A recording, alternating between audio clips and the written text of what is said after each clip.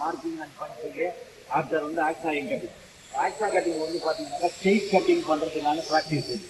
இப்போ நீங்கள் வந்து ஒரு பைப்பை கட் பண்ணுறீங்க, இல்லை வெளியில் போயிட்டு வந்து இப்போ ஒரு போல்ட்டை வந்து தேவையான அளவு கட் பண்ணலாம், இல்லை ஒரு ரியூட்டோடைய அளவு தேவையான அளவு கட் பண்ணணும் அப்படின்னாக்கா ஸ்ட்ரெயிட் கட்டிங் பண்ணலாம். அதுக்கு தெரியறதுக்காக தான் இந்த ப்ராக்டிஸு. இது வந்து பார்த்தீங்கன்னாக்கா ஃபஸ்ட்டு வந்து பார்த்தீங்கன்னா ஒரு 20 mm அல்லது 20 mm கிராஸ் சைடு போட்டுக்கலாம். இதில் வந்து ஃபஸ்ட்டு வந்து கட்டிங் வந்து இது வரைக்கும் வரும். அப்போ அது வந்து கொஞ்சம் கோணமானே வந்துனாக்கா நேர்படுத்தினீங்கன்னாக்கா பிளேடு உடஞ்சிடும். அதனால வந்து நேர்படுத்தக்கூடாது, அப்படியே எடுத்துட்டு அடுத்த கட்டிங் ப்ராக்டிஸ் பண்ணலாம். சரி, அதுவும் சரியா வராது, அடுத்த கட்டிங் ப்ராக்டிஸ் இந்த மாதிரி ஒரு இந்த இத்தனை கட்டிங் நீங்கள் வந்து இது வரைக்கும் கடைசி கட்டிங் வந்து இவ்வளோ தூரம் வரும். இது வரைக்கும் பண்ணும்போது நல்ல ப்ராக்டிஸ் வந்துச்சுனாக்கா நேராக கட் பண்ண உங்களுக்கு ப்ராக்டிஸ் ஆகிடும். அப்படியும் சார் சரியாக வர மாட்டேங்குது எனக்கு அப்படின்னாக்கா வந்து திரும்பவும் வந்து இந்த இதுலேருந்து ஒரு ப்ராக்டிஸ் ஒரு 2-3 பண்ணிங்கனாவே உங்களுக்கு ஆக்ஸா கட்டிங் ப்ராக்டிஸ் வரும். ஃபைல் பண்ணுற மாதிரி தான் நிற்கணும்.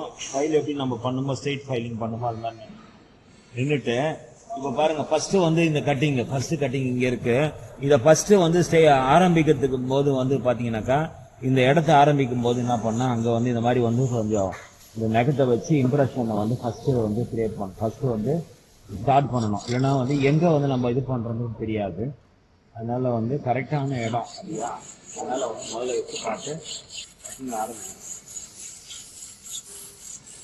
இது வந்து பார்த்தீங்கன்னாக்கா இங்கே எப்படியே தேய்க்கிறது ஃபுல்லாக வந்து ஆக்ஸா பிளேடை வந்து ஃபுல்லாக அப்ளை பண்ணணும். இதுலேருந்து இது வரைக்கும் வந்து ஃபுல்லாக அப்ளை பண்ணணும். கொஞ்சம் ஜர்க்கானாலும் வந்து உடஞ்சிரும், பிளேடு வந்து உடஞ்சிரும். அதனால வந்து கரெக்டான ஒரு ஃபோர்ஸ் கொடுக்கணும். ஃபார்வர்ட் ஸ்ட்ரோக் வந்து அழுத்தம் கொடுக்கணும், ரிட்டர்ன் ஸ்ட்ரோக்கு அழுத்தம் இல்லாமல் எடுக்கணும். இதே தான் ஃபைல் பண்ணும்போது எப்படியோ அதே மாதிரி தான். ஃபார்வர்ட் ஸ்ட்ரோக் அழுத்தம் கொடுத்துட்டு அழுத்தம்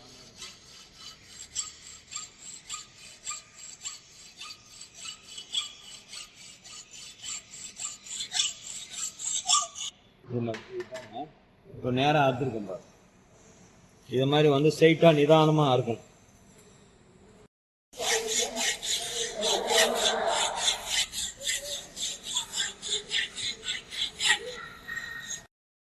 ஃபைலிங், மார்க்கிங், பஞ்சிங், ஆக்ஸாயிங் 3 எக்ஸசைஸ் செஞ்சுருக்கோம். இதில் பார்த்தீங்கன்னா கடைசியாக வந்து ஃபஸ்ட்டு வந்து ஃபைலிங் ப்ராக்டிஸு செக் பண்ணாக்க 90 டிகிரி செக் பண்ணுறது கரெக்டாக இருக்குது. அதே மாதிரி வந்து ஃபஸ்ட்டு எல்லாமே 90 டிகிரி கட் பண்ணியிருக்காங்க.